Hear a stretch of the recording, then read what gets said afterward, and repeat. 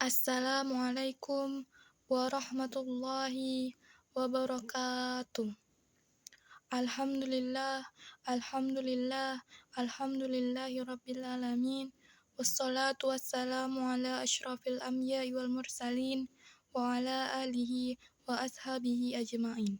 Amma ba'du.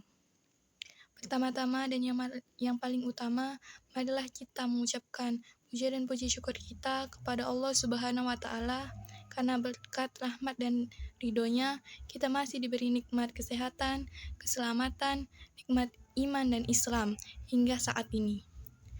Tak lupa pula salawat dan salam marilah kita hadiahkan kepada Nabi junjungan kita, Nabi Muhammad SAW. Semoga kita menjadi umatnya yang mendapat syafaat di yaumul mahsyar kelak. Amin amin ya rabbal alamin. Adapun tema ceramah kali ini yaitu tentang ukhuwah dalam pandangan Islam.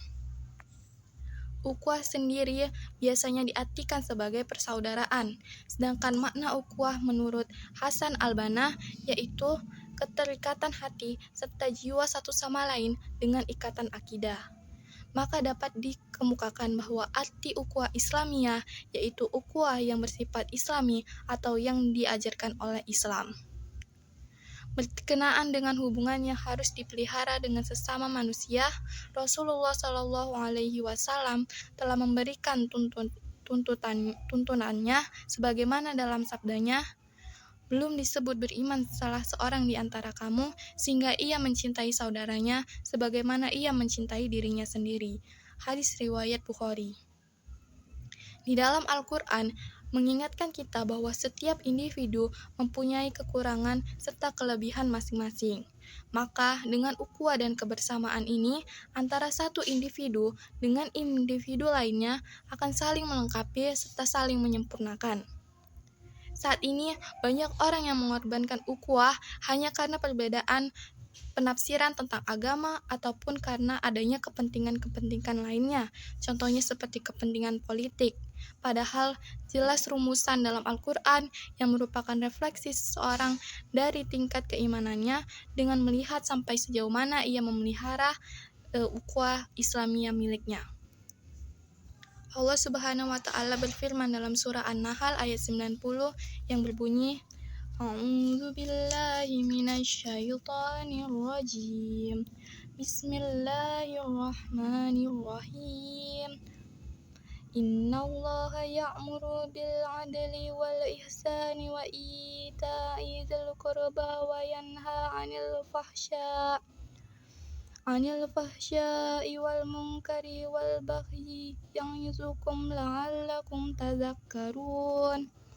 Artinya, sesungguhnya Allah menyuruh kamu berlaku adil dan berbuat kebajikan, memberi kepada kaum kerabat, dan Allah melarang dari perbuatan keji, kemungkaran, dan juga permusuhan. Dia memberi pengajaran kepada kamu agar kamu dapat mengambil pengajaran. Maka hal ini semakin memperjelas akan kewajiban kita untuk memelihara ukhuwah Islamiyah. Dalam hal ini, ada upaya untuk mewujudkan ukhuwah Islamiyah. Ada beberapa hal yang perlu dibina bersama, yaitu yang pertama, sikap husnuzon di antara kita. Selama ini kita lebih sering menggunakan prasangka serta praduga dan sering tidak menggunakan akal sehat kita sehingga kita sering terperosok pada sikap suudzon kepada sesama muslim. Bila sikap ini dibiarkan, akan berkembang sifat a priori, yaitu sulit menaruh kepercayaan walaupun kepada orang seiman. Oleh karena itu, Allah Subhanahu wa Ta'ala berfirman dalam surah Al-Hujurat ayat 12 yang artinya, Hai orang-orang yang beriman, jauhilah kebanyakan dari prasangka. Sesungguhnya sebagian prasangka itu adalah dosa, dan janganlah kamu mencari-cari kesalahan orang lain. Dan janganlah sebagian kamu menggunjing sebagian yang lain.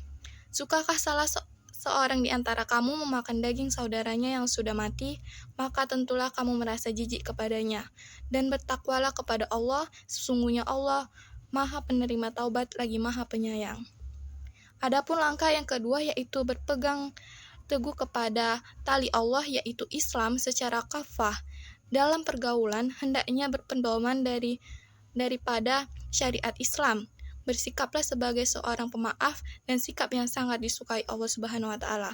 Sebagaimana Allah Subhanahu wa taala berfirman dalam surah Al-Imran ayat 134 yang berbunyi, yang artinya yaitu orang-orang yang menafkahkan hartanya baik di waktu lapang maupun di waktu sempit, dan orang-orang yang menahan amarahnya dan memaafkan kesalahan orang. Allah menyukai orang-orang yang berbuat kebajikan.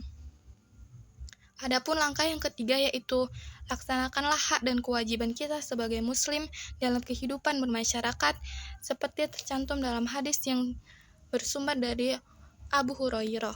Rasulullah Shallallahu alaihi wasallam bersabda, hak seorang muslim atas muslim lainnya ada 5, yaitu menjawab salam, menengok orang sakit, mengantarkan jenazah, mendatangi undangan, serta mendoakan orang yang bersin jika mengucapkan alhamdulillah dengan ucapan yarhamukallah. Muttafaqun alaih. Adapun langkah yang keempat yaitu jaga dan perbanyak ikatan tali silaturahmi, ibadah vertikal yaitu hablum minallah dan juga ibadah horizontal yaitu hablum minannas. Adapun langkah yang terakhir yaitu tumbuhkanlah sikap saling percaya. Kita hendaklah selalu percaya kepada kemampuan saudara kita untuk membina, mendidik, serta memimpin jemaahnya.